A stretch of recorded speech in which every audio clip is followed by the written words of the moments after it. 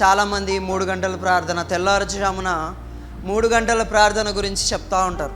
వాక్యాలలో కానీ ఎక్కడైనా ఆధ్యాత్మికంగా ఫాలో అయ్యే వాళ్ళందరూ తెల్లవారుజామున, అదే క్రిస్టియన్స్ అనుకోండి, తెల్లవారుజామున చాలా విలువైన సమయం, 3:30 నుంచి 3ంటికి వెళ్ళి అది దేవదూతలు తిరిగే సమయాన్ని మనం అంటూ ఉంటే, హిందువుల్లో కూడా కొంతమంది మాట్లాడుతూ ఉంటారు 3 గంటలు సమయం, 3:30 గంటల సమయం, 3:30 నుంచి 4:30 మధ్యలో సమయం బ్రహ్మ ముహూర్తం, ఆ టైంలో యోగాసనాలు చేయాలి, అవి చేయాలి, ఇవి చేయాలి అని మాట్లాడుతూ ఉంటారు.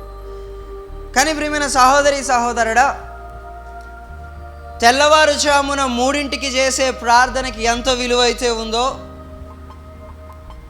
నువ్వు మధ్యాహ్నం 3ంటికి చేసే ప్రార్థనకి కూడా అంతే విలువ ఉంది.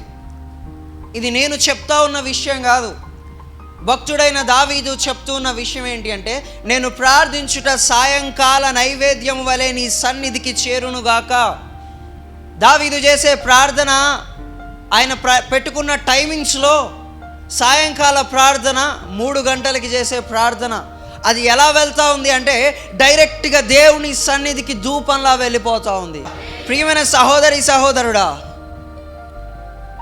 తెల్లవారుజామున చేస్తూ ఉన్నాం, అంగీకరించబడుతూ ఉంది.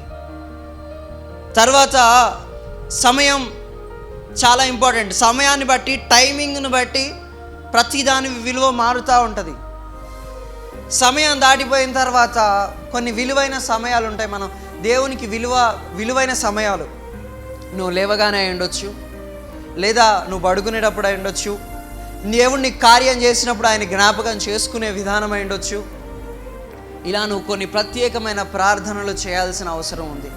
అందులో ప్రత్యేకంగా బైబిల్ ఒక దగ్గర ప్రస్తావిస్తూ ఉన్న సమయం ఏంటమ్మా? ఈ కీర్తనలో 141వ కీర్తనలో భక్తుడైన దావీదు ప్రస్తావిస్తూ ఉన్న కీర్తనలో, నువ్వు సాయంకాలమున చేసే